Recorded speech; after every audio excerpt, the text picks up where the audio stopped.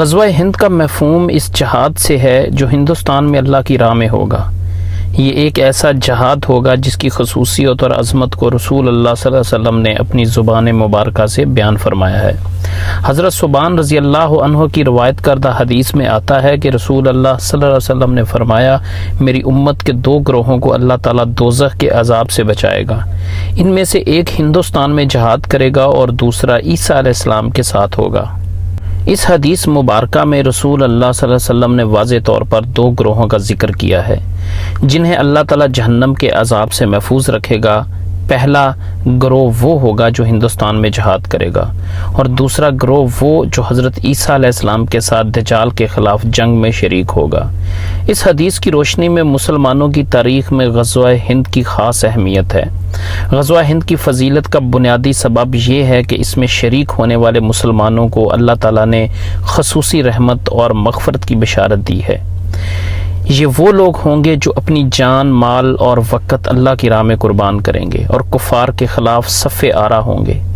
ان کے لیے نہ صرف دنیا میں کامیابی اور عزت ہے بلکہ آخرت میں جہنم کے عذاب سے محفوظ رہنے کی بھی خوشخبری ہے۔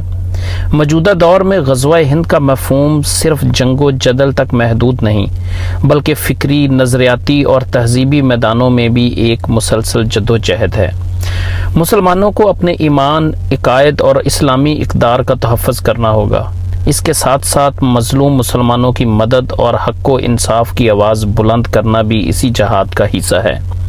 غزوہ ہند کی اہمیت نہ صرف ماضی میں رہی ہے بلکہ آج بھی اس کی معنویت برقرار ہے، اور موجودہ بھارت میں مودی سرکار کے خلاف جنگ یا جہاد کرنا غزوہ ہند کا ہی حصہ ہے۔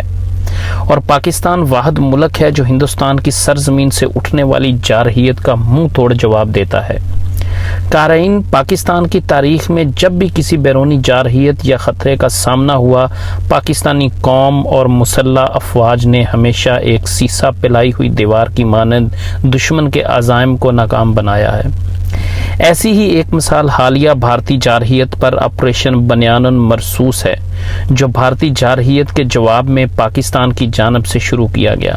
یہ آپریشن اس بات کا عملی ثبوت ہے کہ پاکستان کی دفاعی قوت اور عوام کی یکجہتی ہمیشہ دشمن کے ناپاک عزائم کو خاک میں ملا دیتی ہے۔ بھارت نے ایک بار پھر پاکستان کی خود مختاری اور سالمیت کو چیلنج کرتے ہوئے رات کے اندھیرے میں پاکستان کے خلاف جارحانہ کارروائی کی کوشش کی اور نہتے بے گناہ شہریوں پر ڈرون میزائل برسا کر اس نے سمجھا کہ شاید وہ پاکستان کو دباؤ میں لے آئے گا اور اپنی منمانی کرے گا، لیکن پاک فوج دشمن کو جواب دینے کے لیے موقع کے انتظار میں تیار بیٹھی تھی۔ دشمن کے ان حملوں کا مقصد پاکستان کو دباؤ میں لانا اور اپنی برتری کا مظاہرہ کرنا تھا، لیکن بھارت کی یہ کوشش اس وقت ناکام ہو گئی جب پاکستان نے آپریشن بنیان مرصوص کا آغاز کیا۔ آپریشن بنیان مرصوص کے بنیادی مقاصد پر بات کریں تو یہ بھارت کے صندور آپریشن کا ایک واضح جواب تھا۔ آپریشن بنیان مرصوص میں نہ صرف پاک فوج نے مثالی کردار ادا کیا بلکہ پوری قوم بھی ایک سیسا پلائی ہوئی دیوار کی مانند افواج کے ساتھ کھڑی رہی۔ عوام نے اپنے اتحاد، حوصلے اور جذبہ ایمانی سے دشمن کو یہ پیغام دیا کہ پاکستان ناقابل تسخیر ہے۔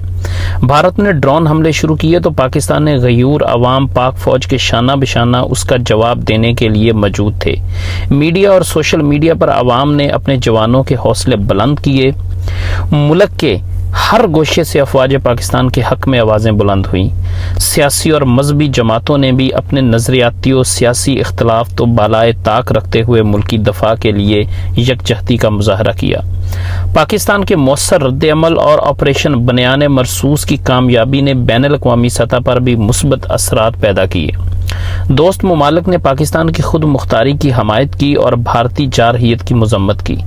پاکستان نے سفارتی محاذ پر بھی بھارتی عزائم کو بے نقاب کیا۔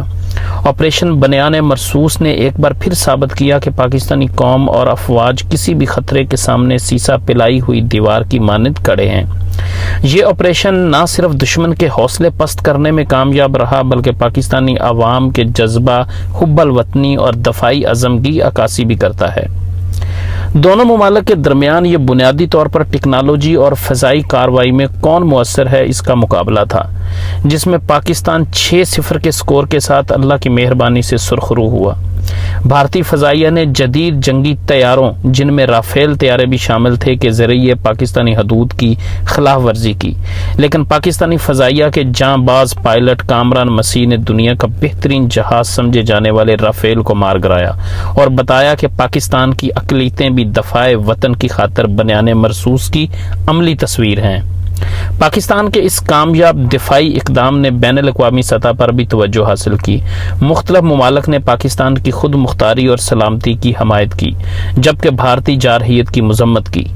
پاکستان کی اس بے مثال کامیابی، جس میں اس نے اپنے سے 6 گنا بڑے دشمن کے گھمنڈ کو تار تار کر دیا اور دشمن امریکہ سے جنگ بندی کرانے کے لیے منتیں کرنے لگا، اور جس کی ٹون حملہ کرنے سے قبل ایسی تھی جیسے وہ کسی چونٹی کو مسلنے آ رہے ہوں، لیکن جس ملک کو وہ چونٹی سمجھ رہے تھے اس نے پلٹ کر وار کیا تو دنیا میں مودی سرکار منہ دکھانے کے قابل نہ رہی۔ پاک فضائیہ، بحری فوج اور بحریہ کی جرت اور قربانی نے یہ ثابت کیا کہ پاکستانی قوم اور اس کی مسلح افواج کسی بھی جارحیت کے خلاف سیسا پلائی ہوئی دیوار کی مانند کھڑے ہیں۔